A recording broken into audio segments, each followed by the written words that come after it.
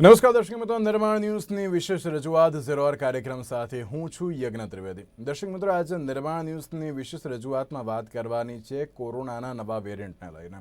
એક બાદ એક જે કોરોનાના કેસમાં સતત ઘટાડો તો આપણે ભારતમાં જોવા મળ્યો છે અને અત્યારે જે રીતે ક્યાંક ત્રીજી લહેરની શક્યતાઓ પણ જે વર્તાવાની જે એક વાત હતી, પરંતુ તેની સાથે આ વખતે સવાલ એ જ છે કે દિવાળીની ખરીદીમાં ક્યાંક અત્યારે હાલ તો લોકો વ્યસ્ત થશે, તો ક્યાંક આ વખતે પણ ત્રીજી લહેરની શક્યતાઓ છે. ગઈ વખતે પણ આ જ પરિસ્થિતિ જોવા મળી હતી. બીજી લહેર આવી હતી, તે પણ અત્યારે તો ક્યાંક દિવાળીનો માહોલ હતો, લોકો ખરીદીમાં વ્યસ્ત થતા હતા અને ત્યારે ક્યાંક બીજી લહેર આવી હતી. પરંતુ આ વખતે પણ શું શક્યતાઓ છે નવા વેરિયન્ટને કારણે? અત્યારે તો કોરોનાની જે ત્રીજી લહેર આવે તેવી શક્યતાઓ. નવો વેરિયન્ટ જે આવ્યો છે AY4.2 અને તેની અત્યારે તો કેટલી અસરકારકતા જોવા મળી રહી છે, તેના લક્ષણો કેટલા છે, કયા પ્રકારની તેનાથી અત્યારે તો ક્યાંક ઘાતક સાબિત થઈ શકે છે કે કેમ, તેને લઈને સવાલ ઘણા બધા યથાવત જોવા મળતા હોય છે. પરંતુ તેની સાથે એક બાજુ જે રીતે આપણા ભારતમાં એક વસ્તુ બહુ જ સારામાં સારી છે કે ભારતમાં હાલમાં કોરોના રસીકરણનો 100 કરોડનો આંક જે અત્યારે તો પાર થઈ ગયો છે. એટલે કે મોસ્ટ ઓફલી અત્યારે તો જે રીતે વેક્સિનેટેડ લોકો થઈ ગયા છે અને તેની સાથે જે રીતે સમય મર્યાદા 84 દિવસ હોય કે પછી 30 દિવસ હોય, તો ત્યારબાદ તેઓ જે બીજો ડોઝ લઈ લેશે અને ત્યારબાદ ફૂલી વેક્સિનેટેડ પણ થઈ જશે. ચર્ચા એવી પણ જોવા મળી હતી, ક્યાંક સ્વાસ્થ્ય મંત્રાલય એવી પણ વિચારણા કરી રહ્યું છે ત્રીજા બુસ્ટર ડોઝને લઈને. તે અત્યારે થવો જોઈએ કે નહીં? બુસ્ટર ડોઝની અત્યારે શક્યતાઓ તો ઘણી બધી જોવા મળી રહી છે, કારણ કે જ્યારે ઝાયકોવિડની પણ વાત કરવામાં આવે કે પછી બીજી અન્ય એવી વેક્સિનેશનની પણ વાત કરવામાં આવે, એટલે કે બુસ્ટર ડોઝ કયો હોવો જોઈએ, કેવા પ્રકારનો હોવો જોઈએ. અને જ્યાં નવો વેરિયન્ટ અત્યારે તો ભારતમાં જોવા મળી રહ્યો છે અને વાત કરીએ મધ્યપ્રદેશની, તો મધ્યપ્રદેશમાં રસીના ડબલ ડોઝ લીધા બાદ 6 દર્દીઓ તેમાં સંક્રમિત થયા હોવાની માહિતી પણ સામે આવી રહી છે. આ દરેક મુદ્દાઓ પર આપણે ચર્ચા વિચારણા કરીશું. આ દરેક મુદ્દાઓ પર ચર્ચા વિચારણા કરવા માટે અમારી સાથે જોડાઈ ગયા છે ડૉક્ટર સાહિલ શાહ કે જેઓ રેડિયોલોજીસ્ટ છે, ડૉક્ટર પ્રતિક સાવજ કે જેઓ વાયરોલોજીસ્ટ છે, ડૉક્ટર શ્રીરાજ શાહ કે જેઓ પ્રિન્સિપાલ છે LJ ફાર્મસી ઇન્સ્ટિટ્યૂટના. જે આપ ત્રણનું સૌથી પહેલાં તો સ્વાગત છે. પ્રતિકભાઈ, સૌથી પહેલો પ્રશ્ન આપને. જે રીતે કોરોનાની બીજી લહેર આપણે ભારતમાં જોઈ છે કે કેવા પ્રકારની આપણે તો જોવા મળી હતી, ક્યાં ઘાતક પણ પુરવાર થઈ હતી, અને તેની સાથે જે રીતે બ્રિટનમાં અને જે અલગ અલગ બીજા દેશમાં પણ આ AY4.2 નવો વેરિયન્ટની અસર પણ જોવા મળી હતી અલગ અલગ જગ્યાએ. જે રીતે ક્યાંક એમ પણ કહેવાતું હતું કે આ જે વેરિયન્ટ છે તેના કારણે લોકડાઉન લાદવાની પણ અસર પડી હતી. આ સૌથી પહેલાં તો આ વેરિયન્ટને લઈને આપ શું કહેવા માગશો? જી એકચ્યુઅલી આ નવો વેરિયન્ટ નથી. ઘણા મહિનાઓ પહેલા આના કેસીસ ઇન્ડિયામાં જોવા મળેલા હતા અને આ વેરિયન્ટનું નામ આપવામાં આવ્યું છે ડેલ્ટા પ્લસ વેરિયન્ટ, જે ડેલ્ટાનું મોડિફિકેશન છે. આપણને બધાને ખ્યાલ છે કે સેકન્ડ વેવમાં જે કેસીસ હતા બે બધા ડેલ્ટાના કેસીસ હતા. આ વેરિયન્ટનું ઓરિજિન યુકે માંથી થયેલું છે અને જે મુખ્ય ચિંતાનો વિષય એ છે કે આ વેરિયન્ટ ખૂબ જ ફાસ્ટ સ્પ્રેડ થાય છે. એટલે જે જૂના વેરિયન્ટ હતો, જે ડેલ્ટા વેરિયન્ટ હતો, એની કરતા વધારે સ્પીડમાં સ્પ્રેડ થાય છે. અને બીજી વસ્તુ કે જે વેક્સિનની ઇફેક્ટ છે એ આ વાયરસ પર એટલી નથી. એક્ઝેક્ટ પર્સન્ટેજ કહેવા મુશ્કેલ છે, પણ ડેફિનેટલી અમે એવા પેશન્ટો અત્યારે અમારી પ્રેક્ટિસમાં જોઈ રહ્યા છીએ કે જેઓએ બંને ડોઝ પૂરા કરેલા છે, તેમ છતાં પણ એમને કોવિડ થયો છે. તો એ અત્યારે ચિંતાનો વિષય બની શકે છે. બિલકુલ, અત્યારે તો બંને ડોઝ લીધા હોય તો પણ જે દર્દીઓ સંક્રમિત થઈ રહ્યા છે. જી સાહિલભાઈ, આપને પણ આ જ પ્રશ્ન, આ AY4.2 એટલે કે ડેલ્ટા પ્લસ વેરિયન્ટને કઈ રીતે જોઈ રહ્યા છો ભારતમાં? કેટલો અસરકારક સાબિત થઈ શકે છે? અત્યાર સુધી આપણે સૌ કોઈએ ડેલ્ટા હોય, આલ્ફા હોય, બીટા, લેમ્ડા બધા જ વેરિયન્ટ જોયા છે અને સવિશેષ સેકન્ડ વેવમાં ડેલ્ટા અને આલ્ફા વેરિયન્ટનો મોટો મોટો કહેર રહેલો અને એના લીધે ખૂબ મોટા લોકો સંક્રમિત થયેલા. એના પછી આવ્યો ડેલ્ટા પ્લસ એટલે કે AY4.2 અને અત્યારની વાત કરીએ તો બ્રિટનમાં જે ફરીથી જે થર્ડ સ્પાઇક આવ્યો છે એમાં આ કારણભૂત છે ડેલ્ટા AY4.2. સાથે સાથે અત્યારે ચાઇનામાં બી ખૂબ મોટા કેસીસ જોવા મળી રહ્યા છે અને ત્યાં લોકડાઉન લાદવું પડ્યું છે. એટલે આપણે ભારત દેશ તરીકે પહેલામાં પહેલું તો હું દેશની જનતાને સલામ કરવા માંગુ છું, એમને અભિનંદન આપવા માંગુ છું, સાથે સાથે સરકારને, તંત્રને, કે આપણો આટલો મોટો દેશ જ્યાં 135 કરોડથી વધારે વસ્તી હોય અને જ્યાં આપણે 100 કરોડનો વેક્સિનેશનનો ટાર્ગેટ અત્યાર સુધીમાં અચીવ કરી લીધો એ નાની સૂની વાત નથી. અને આ વેક્સિનેશન જેટલું વધારેમાં વધારે સારું થયું છે અને ટૂંકા ગાળામાં થયું છે, એના લીધે ચોક્કસ આ જે ડેલ્ટા પ્લસ વેરિયન્ટ છે એની ઇફેક્ટ આપણે ચોક્કસ નલિફાઈ કરી શકીશું અથવા ઓછામાં ઓછી એની અસર થાય એવું બની શકે છે. અને નજીકના ભવિષ્યમાં અત્યારે આપણે આના કેસીસ જોવા મળ્યા છે ભારતમાં, જોવા જઈએ તો 7 કેસીસ કંઈક ઇન્દોરમાં જોવા મળ્યા છે, પણ કંઈ ચિંતાની કારણ નથી. નજીકના સમયમાં જે પ્રિકોશન્સ આપણે લઈ રહ્યા છે એ લેતા રહીએ અને જેટલા લોકોનું વેક્સિનેશન બાકી છે એ લોકોનું વધારે પૂર ઝડપે એ લોકોનું વેક્સિનેશન થાય, સાથે સાથે બાળકોની જે વેક્સિન આવી ગઈ છે એના કાર્યક્રમો ખૂબ વહેલા ચાલુ થાય એવું મારી નમ્ર અપીલ છે. અને સાથે સાથે હું એ કહેવા માંગીશ કે જે ભૂલ ઇંગ્લેન્ડે કરી, કે જે યુકેમાં ભૂલ થઈ છે કે 17 જુલાઈ પછી અત્યારે 23 ઓક્ટોબરે રોજ 50,000 કેસીસ જોવા મળ્યા રહ્યા છે, એટલે આપણા માટે એક આ ખતરાની ઘંટી છે ને આપણે પહેલેથી ચેતી જવું જોઈએ કે જેનાથી આવી કોઈ ભૂલ આપણે ભારતમાં ના કરીએ.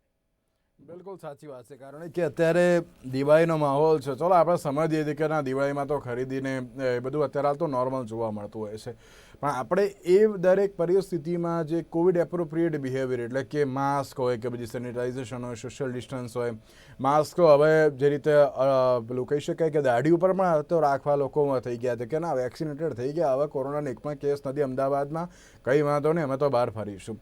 પરંતુ તેની સાથે જે રીતે નવા વેરિયન્ટની વાત કરીએ છીએ શ્રીરાજભાઈ, કે નવો વેરિયન્ટ અત્યારે ક્યાંક ઘાતક પુરવાર થઈ શકે છે.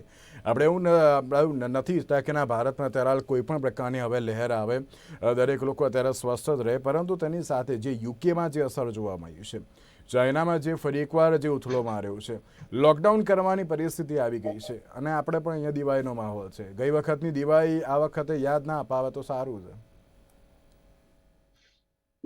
યજ્ઞભાઈ, આ કોવિડ છે ને દર વખતે નવી નવી સરપ્રાઇઝીસ આપે છે. હું લગભગ માર્ચ 2020 થી જયારે લોકડાઉનની શરૂઆત થઈ અને જયારે ઘાતક સ્વરૂપ આપણા COVID-19 ને લીધું. હેલો, ના એટલે આમાં એવું છે કે દિવાળીની ગિફ્ટ તો બધા ખરીદતા હોય છે અને એકબીજાને આપતા જ હોય છે, પણ જે COVID-19 જે છે એ ભગવાન કરે COVID-19 આપણને એના તરફથી કોઈ ગિફ્ટ ના આપે એવી પ્રાર્થના જ આપણે રાખીએ. કારણ કે એમાં એવું છે કે આપણે માર્ચ 2020 થી આપણે ચાલુ કરીએ તો અત્યાર સુધી કોવિડના ઘણા બધા જે વેરિયન્ટ છે એ આવી રહ્યા છે. એટલે વસ્તુ એ છે કે viruses are built to mutate. એ વાયરસીસ જે બને છે હંમેશા પોતાનું સ્વરૂપ ચેન્જ કરવા જ સર્જાય છે, કારણ કે પોતાનું એ સર્વાઈવલ શોધતો હોય છે. તો સ્વરૂપ ચેન્જ કરે એમાં કોઈ નવાઈ નથી, પણ સ્વરૂપ ઘાતક છે કે નહીં એ મહત્વનો મુદ્દો છે. હવે તમે જો ઘાતક મ્યુટેશનની વાત કરો તો આપણા ખરાબમાં ખરાબ જે સેકન્ડ વેવ હતો કે જે ઓક્ટોબર 20માં સૌથી પહેલા જે સ્ટ્રેન પકડાય અને જે માર્ચ, એપ્રિલ, મે, જૂનમાં 2021માં જે ઘાતક સ્વરૂપ જેને લીધું, એવી ઘાતકતા મને નથી લાગતી કે હવે આવી શકે. That doesn't mean we should be carefree. આપણે કેરફુલ જ રહેવું જોઈએ, જેમ તમે યોગ્ય રીતે કીધું કે કોવિડ એપ્રોપ્રિએટ બિહેવિયર આવવું જોઈએ. પણ એવાય 4.2 ની જ્યાં સુધી વાત છે ત્યાં સુધી અગેન એનું જે મ્યુટેશન જે છે એ spike protein as well as એના એક સ્પેસિફિક પ્રોટીનમાં થયું છે કે જેનાથી એનું ટ્રાન્સમિશન રેટ વધે છે. તો તમે અત્યારના જે વેરિયન્ટ્સ ઓફ ઇન્ટરેસ્ટ જો કે જે વેરિયન્ટ્સ ઓફ કન્સર્નમાં કન્વર્ટ થયા એ બધાની દ્રષ્ટિએ તમે જોશો ને તો લગભગ એ લોકોના ટ્રાન્સમિશન રેટ વધે ત્યાર પછી વેરિયન્ટ્સ ઓફ ઇન્ટરેસ્ટના અને એમાંથી કન્સર્નમાં કન્વર્ટ થાય છે. આપણે એક વસ્તુ એ ધ્યાનમાં રાખવાનું કે ઘાતક ના નીવડે. આપણો જે તમે એકદમ સાચું કીધું, ડોક્ટર સાહિલે પણ આગળ કીધું કે જે વેક્સિનેશનનો રેટ છે આપણો 75% વસ્તી પહેલો ડોઝ લઈ ચૂકી હોય અને 31% વસ્તી જે દેશની બીજો 2 ડોઝ લઈ ચૂકી હોય એનામાં ઇમ્યુનિટીનું પ્રમાણ વધેલું હોવું જોઈએ. પણ ઇમ્યુનિટીનું પ્રમાણ એ સ્પેસિફિક વેરિયન્ટ સામે હોય. હવે આ વેક્સિન જે આપણે લઈ રહ્યા છે કોવિશિલ્ડ હોય, કોવેક્સિન, એ સ્પેસિફિક વેરિયન્ટ કે સ્પેસિફિક એના માટે છે. તો જો એ ચેન્જ નહીં કરીએ તો આવા વેરિયન્ટ્સ આયા કરશે. પણ અગેન વેક્સિનના 2 મૂળભૂત સિદ્ધાંત, 2 મૂળભૂત ઓબ્જેક્ટિવ છે. એક હોસ્પિટલાઇઝેશન ઓછું કરવાનું અને બીજું અલ્ટિમેટ જે ડેથ છે ઓછું કરવાનું.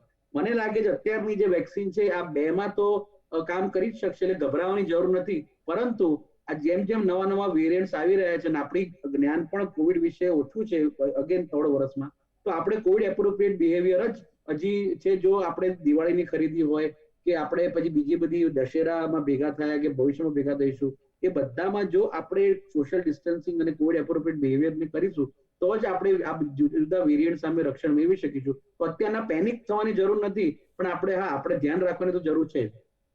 બિલકુલ, અત્યારે હાલ તો ધ્યાન રાખવાની ઘણી જરૂર છે. પ્રતિકભાઈ, આપની પાસે આવવા માંગીશ કે એક બાજુ એમ્સના ડિરેક્ટર ડૉક્ટર રણદીપ ગુલેરિયા દ્વારા જે પ્રેસ કોન્ફરન્સ કરવામાં આવી હતી ને તેમાં તેમણે એમ કહ્યું હતું કે હવે કોરોના એ માત્ર સામાન્ય શરદી અને ઉધરસમાં હવે રહેવાનો છે. અને જે આ નવો વેરિયન્ટ સામે આવ્યો છે મધ્યપ્રદેશમાં પણ જે રીતે આ 6 કેસ અત્યારે તો ડિટેક્ટ થયા છે, કોઈ નવા લક્ષણો જોવા મળ્યા છે કે પછી જે અત્યારે જે હતું તાવ શરદી ઉધરસ એ પ્રમાણેના હજુ લક્ષણો જોવા મળી રહ્યા છે? જી, જો તમે ગુલેરિયા સાહેબનો ડિટેલ સ્ટેટમેન્ટ વાંચશો ને તો સાહેબે એવું કીધેલું કે હવે થર્ડ વેવની શક્યતા ઓછી છે, પણ એમને એક સેન્ટેન્સ એવું પણ મૂકેલું કે આગળના 6 થી 8 અઠવાડિયા થોડા ક્રુશિયલ છે અને જો ધ્યાન રાખવામાં આવે તો ફર્ધર વેવ નહીં આવે. એમનો સેન્ટેન્સ થોડો મિસયુઝ એવો થયેલો છે ઘણા બધા લોકો દ્વારા કે બધાએ એક્સેપ્ટ કરી લીધું કે હવે થર્ડ વેવ નહીં આવે, પણ એવું બિલકુલ નથી. થર્ડ વેવ કેટલી ઇન્ટેન્સિટીનો આવે, કેવા પ્રકારનો આવે, એના વિશે અત્યારે અનુમાન લગાવવું મુશ્કેલ છે. જે અત્યારે બની રહ્યું છે એ થોડું મિક્સ પિક્ચર છે કે ઘણા બધા સ્વાઇન ફ્લૂના કેસીસ પણ ચાલુ થઈ ગયા છે, જે પોસ્ટ મોન્સૂન ડેન્ગી, મલેરિયા, ચિકનગુનિયાના કેસ હોય એ પણ ચાલુ થઈ ગયા છે, અને સાથે સાથે વેક્સિન લીધેલા લોકોમાં પણ કોવિડ વાયરસ ના સિમ્ટમ મળી રહ્યા છે. તો અત્યારે બધાના સિમ્ટમમાં તાવ એ કોમન સિમ્ટમ છે, પણ જો તાવની સાથે કોઈ રેસ્પિરેટરી સિમ્ટમ હોય તો એ બધા પેશન્ટમાં અત્યારે અમારે ફ્લૂ અને કોવિડ વાયરસ બંને ટેસ્ટિંગ કરવા પડે છે, કારણ કે બંને અત્યારે મિક્સ થઈ ગયા છે. તો અત્યારના સમય થોડો ક્રુશિયલ તો છે, અને જેમ બીજા મારા કલીગ ડોક્ટરોએ કીધું કે જે કોવિડ એપ્રોપ્રિએટ બિહેવિયર છે, ઘણા બધા લોકોએ એવું એક્સેપ્ટ કરી લીધું છે કે હવે કોવિડની શક્યતા ઓછી છે. તો એ વાત ખોટી છે, એવા રૂમર્સ ફરવા નહીં જોઈએ, અને એટલીસ્ટ શોપિંગ કરવા જઈએ તો માસ્ક પહેરીને જઈ શકાય, થોડું ડિસ્ટન્સિંગ મેન્ટેન થાય તો એ ફ્યુચર માટે વધારે સારું રહેશે. પણ પ્રતિકભાઈ, એમ કહી શકાય કે જે બીજી લહેર હતી તે પ્રમાણેની પરિસ્થિતિ તો હવે નહીં જ સર્જાય તેમ? જી, આના ઉપર એક સૂત્રા મોડેલ કરીને છે કે એ લોકો એવરી ટાઈમ પ્રેડિક્ટ કરે છે કે વેવ્સ કેવા આવશે. તો એ લોકોએ એવું પ્રેડિક્ટ કરેલું છે કે બાય ચાન્સ થર્ડ વેવ આવશે તો પણ એટલી સિવિયરિટીનો નહીં આવે, એટલી ઇન્ટેન્સિટીનો પણ નહીં આવે, અને એના ઘણા બધા રીઝન એ છે કે સારું વેક્સિનેશનનું કવરેજ છે, અને થોડું ઘણું લોકોમાં અવેરનેસ પણ વધારે છે. તો એ બાબતોના લીધે થર્ડ વેવ એટલું ઘાતક નહીં આવે. બિલકુલ, એક બાજુ જે રીતે ક્યાંક પ્રતિકભાઈ એમ કહી શકાય કે લોકો વધારે પડતા સંક્રમિત થઈ શકે છે તેમ, એટલે કે સિવિયરિટીની હું વાત નથી કરતો, પણ સંક્રમિત વધારે થાય તેવી પણ કોઈ શક્યતાઓ કઈ ખરી?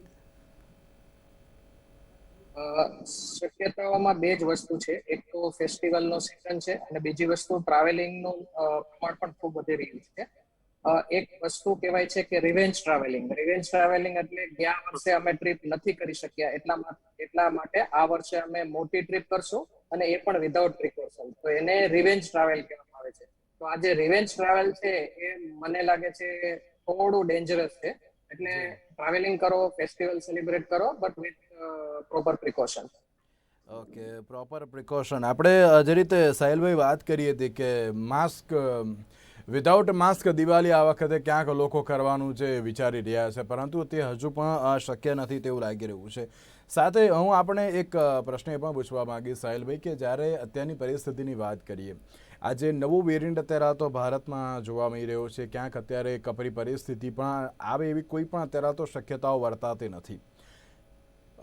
વાત કરીએ વેક્સિનેશનની, વેક્સિનેશનમાં બાળકોમાં જો અત્યારે વેક્સિનેશન પણ કરી દેવામાં આવે તો આ ત્રીજા લેયરથી ક્યાંક બચી પણ શકીએ છીએ. સાથે બુસ્ટર ડોઝની અત્યારે જરૂરિયાત કેટલી જોવા મળી રહી છે? વેક્સિનેશનની વાત કરીએ તો ભારત લેવલની વાત કરીએ તો 30% જેટલી વસ્તીને આપણે ડબલ ડોઝ આપી ચૂક્યા છે, અને સારી એવી અરાઉન્ડ 60 to 70% ને સિંગલ ડોઝ બી મળ્યો છે. અને ગુજરાતની વાત કરીએ તો 90% પોપ્યુલેશનને ડબલ ડોઝ મળી ચૂક્યો છે, અને અરાઉન્ડ 49% 90% સિંગલ ડોઝ છે અને 49% ને ડબલ ડોઝ આપી ચૂક્યા છે. તે ખૂબ સારું વેક્સિનેશન છે. સાથે સાથે બાળકોની વેક્સિન શોધાઈ ગઈ છે અને એના કાર્યક્રમ ટૂંક સમયમાં ચાલુ થશે એવી સંભાવના પૂરેપૂરી છે.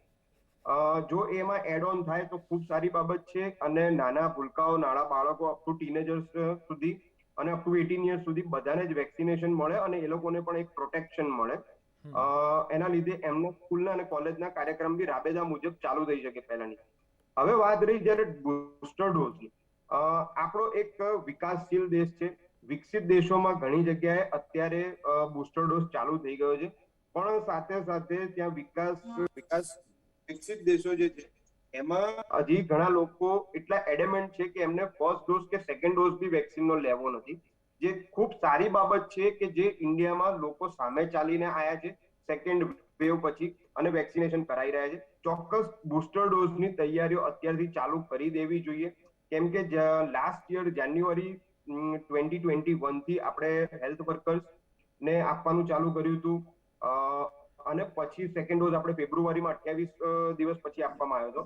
ઘણા બધા ડોક્ટર મિત્રોએ જુલાઈ ઓગસ્ટના સમયમાં જસ્ટ ફોર ચેક કરાવડાવ્યું હતું કે એન્ટીબોડીઝના લેવલ એમનામાં કેટલા છે, તો ઘણા ડોક્ટર્સમાં એમાં નીલ અથવા 0 to 3 ની વચ્ચે જોવા મળેલા. એટલે ચોક્કસ બુસ્ટર ડોઝની જરૂર પડશે. સરકારને બી ખ્યાલ છે, તંત્ર બી સજાગ છે ને એની તૈયારીઓ અંદર ખાને ચાલી રહી છે. પણ એકવાર જ્યાં સુધી ફર્સ્ટ ડોઝ ને સેકન્ડ ડોઝ આખી ભારતની વસ્તીને ના અપાય ત્યાં સુધી બુસ્ટર ડોઝ જનરલ પબ્લિક માટે ચાલુ કરવું અઘરું છે. એટલે નમ્ર વિનંતી છે કે જો જરૂર પડે તો હેલ્થ વર્કર્સને બુસ્ટર ડોઝ આપવાનું સરકાર વિચારે. બિલકુલ. શ્રીરાજભાઈ, આપનું મંતવ્ય આ બુસ્ટર ડોઝને લઈને, કારણ કે આપણી પાસે અત્યારે તો જે 2 વેક્સિન, કોવેક્સિન અને કોવિશિલ્ડ તો છે, અને સાથે જોવા જઈએ તો ઝાયકોવ-ડી પણ અત્યારે તો જે માર્કેટમાં આવી ગઈ છે, અપ્રુવલ મળી ગયું છે. બુસ્ટર ડોઝ આપવામાં આવે તો કઈ વેક્સિનો અત્યારે આપવામાં આવે તે અત્યારે જરૂરી જોવા મળી રહ્યો છે? યજ્ઞભાઈ, મને થોડોક સમય આપજો, કારણ કે આ બુસ્ટર ડોઝ વિશે મારે થોડુંક કહેવું છે અને બુસ્ટર ડોઝ એની અસરો વિશે. Booster dose, there are two things. One is booster dose and second is third dose. હવે થર્ડ ડોઝ અને બુસ્ટર ડોઝ વચ્ચેનો નાનો ડિફરન્સ એ છે કે થર્ડ ડોઝ કોઈ પણ વેક્સિનમાં ત્યારે અપાય કે જ્યારે તમારી જે ઇમ્યુનિટી હોય એ વેન આઉટ થઈ જાય, એટલે ઓછી થઈ જાય 6-7 મહિને, અને પછી તમે એને આપો. હવે ઘણીવાર બુસ્ટર ડોઝની જરૂર પણ એ ત્યારે પડે કે જ્યારે તમારી ઇમ્યુનિટી કોમ્પ્રોમાઇઝ હોય કે હોય. તો બુસ્ટર ડોઝ અને થર્ડ ડોઝ વચ્ચે આ કોવિડ વેક્સિનમાં સમજવાની જરૂર છે. એટલે બુસ્ટર ડોઝ આપવો કે નહીં, હવે અત્યારે એ ચર્ચા ચાલે છે બુસ્ટર ડોઝ કેમ આપવો. હવે બુસ્ટર ડોઝ આપવો કે નહીં એ એક રેફરન્સ એવો હોય કે ભાઈ એન્ટીબોડીના તમે એનું પ્રપોર્શન કે એનું કોન્સન્ટ્રેશન જુઓ, પણ એ ખાલી પૂરતું નથી, કારણ કે તમારું જે ઇમ્યુનિટી છે એમાં ટી મેમરી સેલ્સ પણ હોય છે, ટી લિમ્ફોસાઇટ્સ જેને કહેવાય. એ મેમરી સેલ્સ જો આ પ્રોપર હોય તો ઘણીવાર એન્ટીબોડી તમારા ઓછા પણ હોય તો મેમરી સેલ્સ જો પ્રોપર આ કોવિડના ઇન્ફેક્શનને યાદ રાખે તો એ પણ કામ કરતા હોય છે. એટલે એન્ટીબોડી ઓછા હોવા એક રીત છે. ને બીજું કેવો સંશોધનો થવા જોઈએ. ઇઝરાયલ ને યુએસમાં ઓલરેડી સંશોધનો ચાલી રહ્યા છે કે આજે ફાઇઝરની કે મોડર્નાની જે વેક્સિન છે એના લગભગ 7-8-9 મહિના થયા પછી મેમરી સેલ નું એમાં કઈ રીતનું રિસ્પોન્સ છે એ જોવે છે. એટલે બુસ્ટર ડોઝ લેવો કે નહીં આ બે વસ્તુ પર આધાર રાખે છે. બીજી એક વસ્તુ તમે કહો કે કઈ વેક્સિન લેવી. હવે અત્યારે એવું છે કે બધી જ વેક્સિન અત્યારે ઇન્ડિયામાં તમે જુઓ તો આપણે કોવેક્સિન છે, કોવિશિલ્ડ છે, હવે સ્પુટનિક છે, ઝાયડસની આવી રહી છે. એટલે 1 નવેમ્બર કે ફર્સ્ટ વીક ઓફ નવેમ્બર કહેવાય છે કે ઝાયડસની આવી જશે. તો એક મિક્સ મેચ વેક્સિનનો પણ એક કન્સેપ્ટ છે જે અગેન વર્લ્ડ ઓવર ચાલી રહ્યો છે, જે વર્લ્ડ ઓવર અત્યારે એક્સેપ્ટ પણ થઈ રહ્યો ધીરે ધીરે, અને ઇન્ડિયામાં પણ એના પર ઘણું એક રફ એસ્ટિમેશન, રફ સંશોધન ચાલે, એમાં પણ એક સારું કારગર નીવડ્યું છે. તો તમે એવું કરી શકો, જો લોજિસ્ટિક્સની વાત હોય કે ભાઈ વેક્સિન ઓછી પડતી હોય તો તમે કોવિશિલ્ડ 2 ડોઝ લીધા અને બુસ્ટર કે થર્ડ ડોઝ તમે કોવેક્સિનના લઈ શકો, કારણ કે બંને અલગ અલગ પ્લેટફોર્મ છે. તો theoretically it will have more immunity development. અને તમે એવું કરો કે ઝાયડસ ની જે વેક્સિન છે એ પણ તમે લઈ શકો. તો મિક્સ મેચમાં theoretically as well as practically જો સારા ઇમ્યુનિટી ડેવલપ થાય તે તમે લઈ શકો, પણ અલ્ટિમેટલી કઈ જાતના તમારે એન્ટીબોડી ડેવલપ થયા છે, આઈજીજી લેવલ ખાસ કરીને, અને કઈ રીતે આ મેમરી સેલ ડેવલપ થયા છે, સંશોધન આવ્યા પછી બુસ્ટર ડોઝ કે થર્ડ ડોઝ વિશે એક્ઝેક્ટ કહી શકાય. પરંતુ કારણ કે બધી જ વેક્સિન સેફ છે તો તમે બુસ્ટર કે એઝ અ થર્ડ ડોઝ તમે અમુક ટાઈમ પછી લો તેમાં કંઈ ખોટું નથી, કારણ કે it will build the long term immunity. પણ શ્રીરાજભાઈ, મિક્સ મેચ પોસિબલ છે ખરી? રેકમેન્ડેડ અત્યારના ઓફિશિયલી નથી, પોસિબલ તો છે જ. સી હવે તમને એક વસ્તુ કહું કે કોવિશિલ્ડ એવું છે કે કોવિશિલ્ડ તો એ એડિનો વેક્ટર બેઝ છે, એટલે પર્ટિક્યુલર વેરિયન્ટ માટે છે, પણ એક પર્ટિક્યુલર સ્ટ્રેન માટે છે. પણ જ્યારે તમે કોવેક્સિન ની વાત કરો છો, એ મરેલો વાયરસ જે છે એ નાખે છે. તો જ્યારે તમે ડિફરન્ટ પ્લેટફોર્મ વાળું કરો છો તો એના એપિટોપ્સ ડિફરન્ટ હોય, તો તમે સામાન્ય શબ્દોમાં કહો તો એ વધારે સારી ઇમ્યુન રિસ્પોન્સ આપશે. તો થિયોરેટિકલી મિક્સ મેચ કરો. ઇવન ઓફિશિયલી ઘણા બધા રિસર્ચ થયેલા છે કે ભાઈ પહેલા ફાઇઝરની લીધી અને પછી મોડર્નને લીધી કે વાઇસ વર્સા, તો ઇમ્યુન રિસ્પોન્સ ખરેખર સારા છે. અને theoretically we are teaching to our students at immunology કે ઇમ્યુનોલોજીકલી ના સેન્સમાં તો થિયોરેટિકલી તો મિક્સ મેચના રિઝલ્ટ સારા જ છે, પણ ઇટ ઇઝ નોટ રેકમેન્ડેડ. કારણ તો રેકમેન્ડેડ ના હોય તો જે વર્કર છે હેલ્થકેર વર્કર ઘણીવાર ના આપે. પણ એઝ અ કાઇન્ડ ફાર્માસિસ્ટ હું કહી શકું કે મિક્સ મેચ તરફ આપણે જો સારું સંશોધન કરીએ તો લોજિસ્ટિકલી પણ એ ફાયદો થાય, કારણ કે દરેક લોકો અલગ અલગ વેક્સિન લેશે એટલે ડોઝ પણ ઓછા ના થાય, પ્લસ એમાં ઇમ્યુન રિસ્પોન્સ સારો આપે. તો મિક્સ મેચ તરફ આપણે આગળ સાયન્ટિફિકલી વિચારવું જોઈએ.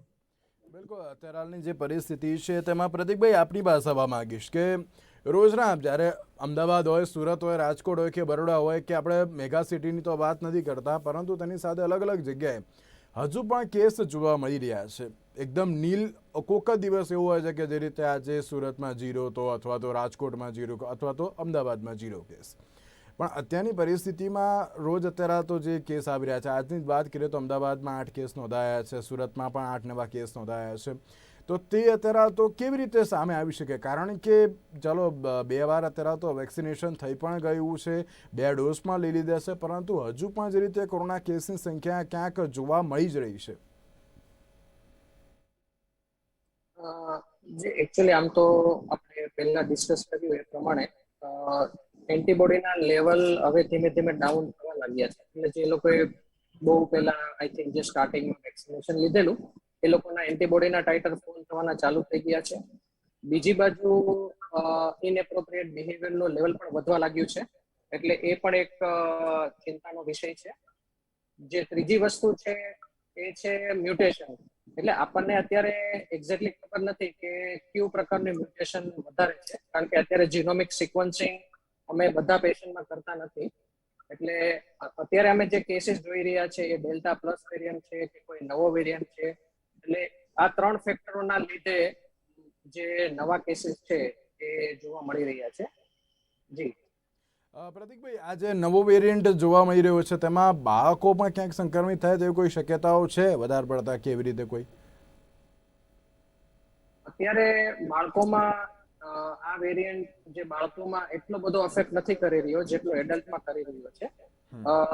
પહેલા એવી શક્યતાઓ હતી કે બાળકોમાં આમના કેસીસ વધી શકે છે, કારણ કે આપણે બાળકોને વેક્સિનેટ કરેલા નથી, પણ એના પ્રમાણમાં અત્યારના સમયમાં બાળકોમાં એટલું ઇન્ફેક્શનનું લેવલ દેખાઈ રહ્યું નથી.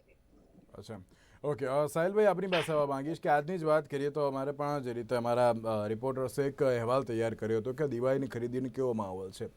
હજુ પણ ક્યાંક લોકો જે કોવિડ એપ્રોપ્રિએટ બિહેવિયરની જરૂર છે હજુ પણ ક્યાંક લોકો પાળી રહ્યા નથી. અને જે પ્રમાણે ખરીદી મેં પહેલાં મેં સ્ટાર્ટિંગમાં જ કહ્યું કે ના, અત્યારે દિવાળી આવી રહી છે, અમે તો ખરીદી કરવાના ગમે તે થાય.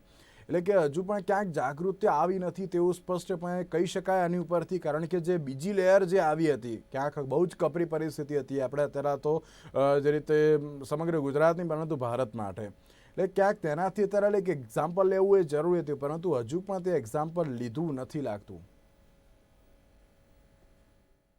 વાત તમારી ખૂબ સાચી છે કે તહેવારો આવી રહ્યા છે અને લોકોને આ વખતે ખાસ ઉજવણીમાં રસ છે, કેમ કે છેલ્લા 1.5-2 વર્ષથી આપણે કોરોનાની મહામારીમાં સપડાયેલા છે અને ચોક્કસ તહેવારો ઉજવવા જ જોઈએ. જાગૃતિની વાત કરીએ તો લોકો પૂરેપૂરા જાગૃત છે, કેમ કે આટલી બધી લહેર જોયા પછી, આટલા બધા લોકોના જીવ ગયા પછી લોકોને બધી જ વસ્તુનો ખ્યાલ છે કે કઈ રીતનું પાલન કરવાનું છે. પણ વેક્સિનેશનના કાર્યક્રમ થયા પછી લોકો થોડા કેરફ્રી થઈ ગયા છે કે ભાઈ કોરોના હવે નહીં થાય, કોરોના જો થશે તો હોમ બેઝ ટ્રીટમેન્ટમાં સાજા થઈ જઈશું. લોકોને ખ્યાલ છે, પણ તો બી આપના માધ્યમથી આજે અપીલ ફરીથી કરીએ છીએ કે દિવાળીના ટાણે દિવાળીના તહેવારો સરસ રીતે ઉજવાય અને એની પહેલાની ખરીદી વખતે લોકો સાવચેતી રાખે, SMS નું પાલન કરે અને ખરીદીમાં ધ્યાન રાખે. અને તહેવારના સમયમાં બી જ્યારે તમે તમારા સ્વજનોને મળો ત્યારે પૂરેપૂરું કોવિડ એપ્રોપ્રિએટ બિહેવિયરનું પાલન થાય એવી નમ્ર અપીલ કરીએ છીએ. જેનાથી દિવાળી સારી રહે ને પોસ્ટ દિવાળી બી કોઈ પણ કોવિડ કોમ્પ્લિકેશન મોટા પાયે કોઈ ના જોવા મળે એવી આપણી ઈચ્છા છે. જી બિલકુલ. શ્રીરાજભાઈ, આપ શું અત્યારે જાહેર જનતાને છેલ્લે એક અપીલ કરશો? ત્યારબાદ હું પ્રતિકભાઈ જોડે જાઉં. મારી અપીલ એ જ છે, જેમ પ્રતિકભાઈ કીધું ને રિવેન્જ જે ટ્રાવેલિંગ લોકો કરી રહ્યા છે, એમ તમે હું એક બીજો એક વસ્તુ કહું, એક રિવેન્જ ગરબા પણ વચ્ચે થઈ ગયા. રિવેન્જ ગરબા પણ એ રીતે થાય કે જેથી લોકો તમે ઘણી વાર જોશો ને, હું તો બહાર નતો નીકળ્યો પણ હું જયારે ટીવી પર કેવી રીતે જોતો હતો, તમારા ટીવી પર કે એમાં જોતો હતો, તો લોકો જે રીતે મળતા હતા, વાયરસને હંમેશા સર્વાઈવલ માટે ટ્રાન્સમિશન કરવું પડે, એક હોસ્ટમાંથી બીજા હોસ્ટમાં જાય. તો એક હોસ્ટમાંથી બીજા હોસ્ટમાં ત્યારે જ જઈ શકે કે જ્યારે એને રસ્તો કે ચેનલ ઇઝીલી મળે. જ્યારે તમે ભેગા હો છો, આપણે કેમ ભેગા થવા ના પડે, સોશિયલ ડિસ્ટન્સિંગ કેમ કહીએ છીએ કે જ્યારે તમે ભેગા હો છો ત્યારે એને એ ટ્રાન્સમિટ થવાનો રસ્તો ઇઝીલી મળી જાય છે. તો કોવિડ એપ્રોપ્રિએટ બિહેવિયરનો મિનિંગ જ એ છે કે તમે સોશિયલ ડિસ્ટન્સિંગ રાખો. હવે વી અન્ડરસ્ટેન્ડ કે આપણે બધા ઘરમાં રહ્યા લોકડાઉનમાં, અત્યારે હવે ધીરે ધીરે આ લકીલી વેક્સિનેશન રેટ સારો છે અને આપણી ઇનબિલ્ડ ઇમ્યુનિટી, તમે યુરોપિયન કન્ટ્રીઝને કે યુએસના અને બીજા કન્ટ્રીને કમ્પેર કરો તો આપણી ઇમ્યુનિટી ખરેખર સારી છે કમ્પેરેટિવલી. તો એનો કહેવાનો મતલબ કે જો તમે આ સોશિયલ ડિસ્ટન્સ રાખશો તો સોશિયલ ડિસ્ટન્સ રાખીને પણ ફટાકડા તમે ફોડી શકો, સોશિયલ ડિસ્ટન્સ રાખીને પણ તમે કોઈના ઘરે બેસીને હસી વાતો કરી શકો છો. ઇવન ગરબાથી લઈને બધું પણ આ કરી શક્યા હોત, પણ અનફોર્ચ્યુનેટલી કર્યું નથી. તો રિવેન્જ ગરબા, રિવેન્જ ટ્રાવેલિંગ, એ બધામાં બહુ જ ખાસ ધ્યાન રાખવાની જરૂર છે. ગુજરાતમાં તો એકચ્યુઅલી વેક્સિનેશન રેટ બહુ જ સારો છે, બીજા રાજ્યોમાં ઓછો છે. તો એવા રાજ્યોમાં ઘણી વાર જાઓ, વેસ્ટ બેંગોલનો એક્ઝામ્પલ આપું, વેસ્ટ બેંગોલમાં છેલ્લા અઠવાડિયાથી જબરદસ્ત સ્પાઇક આવી રહ્યો છે કે આપણા ત્યાં નથી. તમે એકચ્યુઅલી તમે ઇન્ડિયામાં જોશો તો એવરેજ 7 દિવસમાં 20,000 થી ઓછા cases, which is a good sign because there is no spike, death rate પણ ઓછો છે. પણ પોઝિટિવિટી રેટ વેસ્ટ બેંગોલમાં વધી રહ્યો. તેવા ઘણા સ્ટેટ છે કે જ્યાં વેક્સિનેશનનો રેટ ઓછો છે, અવેરનેસ ઓછી છે. તેવા જગ્યાએ તમે ફરવા જાઓ તો તમે એ જ ઇન્ફેક્શન પાછો કેરી કરીને ગુજરાતમાં લાવો. તો મારી તમારા માધ્યમથી આપણી પ્રજાને એ જ વિનંતી છે કે આનંદ કરો, પ્રમોદ કરો, બધું જ કરો, થોડી લિમિટમાં રહીને, સોશિયલ ડિસ્ટન્સ કરીને. કારણ કે જો સોશિયલ ડિસ્ટન્સ રાખશો તો ભવિષ્યમાં કાલ ઉઠીને ક્રિસમસ આવશે, કાલ ઉઠીને ઉત્તરાયણ આવશે, એના પછી હોળી આવશે, તો જ તમે મનાવી શકશો. ભગવાન ના કરે કે તમે કોઈ ઇન્ફેક્શન લઈને આવો અને તમે તમારા ઘરના કોઈ વડીલ કે કોઈ પણ માંદું પડશે તો તહેવારો તમારી ઉજવી નહીં શકો. એને આ તો શું કહેવાય, અહીંયા હોળી થઈ જાય તહેવારોની જગ્યાએ. હું બધાની વિનંતી કરીશ કે થોડો કંટ્રોલ રાખો, આનંદ કરો, પ્રમોદ કરો, પોઝિટિવ રહો, પણ વિથ કોવિડ એપ્રોપ્રિએટ બિહેવિયર આપણે કોવિડને દૂર રાખી શકશું. અને જેને પણ હજી પણ વેક્સિનના બીજો ડોઝ બાકી છે, ઘણા સિંગલ ડોઝ બાકી છે, પ્લીઝ હું 2 હાથ જોડીને નમ્ર વિનંતી કરું છું કે તમે વેક્સિન લો. It is easily available. તો જ આ વેક્સિન, તો જ આ COVID-19 આપણે ખાઈ શકીશું. અધરવાઇઝ આપણી પાસે બીજા કોઈ ઉપાય અત્યારના છે નહીં. બિલકુલ સાચી વાત છે. પ્રતિકભાઈ, છેલ્લે આપ શું જાહેર જનતાને અપીલ કરશો? તો જે શ્રીરથભાઈ કીધું એ પ્રમાણે કે ફેસ્ટિવલ તો આપણે સેલિબ્રેટ કરવાના જ છે, અમારી સાઈડથી કોઈ ના નથી, બટ પ્રિકોશન રાખીને કરવાના છે. બીજી વસ્તુ કે ટ્રાવેલિંગ પણ કરો, પણ એ પણ પ્રિકોશન રાખીને કરો. ત્રીજી જે મુખ્ય વાત મારે કહેવી છે કે ક્યારેય પણ એવા સિમ્પટમ આવે કે થ્રોટ પેઇન છે, ફીવર છે, રનિંગ નોઝ છે, કફ છે, તો ટેસ્ટિંગથી ડરવાનું નથી. તમારા ડોક્ટર સજેસ્ટ કરે તો ડેફિનેટલી ટેસ્ટિંગ કરો, કારણ કે ટેસ્ટિંગના ફાયદા એ છે, એક તો તમને ખબર પડશે કે તમે એક્ટિવ સિમ્પટમ છો, તો તમે આઇસોલેટ થઈ જશો, જેથી કરીને તમારા પરિવાર ના મેમ્બરને કોઈને ઇન્ફેક્શન નહીં લાગે. અને બીજી વસ્તુ કે ખાસ છે, ફોલ્સ ઇન્ફોર્મેશન છે, પ્લીઝ સ્પ્રેડ નહીં કરો, કારણ કે ઘણા મીડિયામાં અને ઘણા વોટ્સઅપમાં મેસેજીસ કરે છે કે હવે થર્ડ વેવ નહીં આવે, હવે માસ્ક કાઢીને રહી શકાય છે. ઘણા એવા વિડીયોઝ પણ મારે વોટ્સઅપમાં આવે છે કે જો યુનાઇટેડ કિંગડમ, ઇઝરાયલ, ત્યાં લોકો માસ્ક વગર ફરતા થઈ ગયા છે. આ એક કૌભાંડ છે કે માસ્ક પહેરીને ગવર્મેન્ટ અલગ રસ્તામાં વિચારે છે, પણ એવું બિલકુલ નથી. માસ્ક એ આપણા માટે છે અને માસ્કના બીજા ઘણા બધા બેનિફિટ છે, ખાલી કોવિડ માટે નહીં, પણ ટ્યુબરક્યુલોસિસ છે, H1N1 છે, બીજા ઘણા બધા રેસ્પિરેટરી ઇન્ફેક્શન છે, એનાથી પણ બચી શકાય છે. અને તમે નહીં માનો યજ્ઞભાઈ કે માસ્કના વધતા પ્રમાણથી ટ્યુબરક્યુલોસિસનું લેવલ પણ ઓછું થઈ ગયું છે. એટલે એ એક માસ્ક તમને લગભગ ઘણી બધી બીમારીઓ સામે રક્ષણ આપે છે.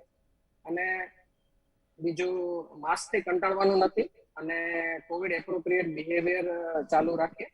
થોડો ટાઈમ જ રાખવાનો છે, પછી આપણે આઈ થિંક એક વિક્ટરી આવી જ જશે કે એવો એક પોઈન્ટ આવવાનો જ છે કે જ્યારે કોવિડના કેસીસ બિલકુલ નાબૂદ થઈ જશે અને બધું પછી નોર્મલ લાઈફ થઈ જશે બધાનું.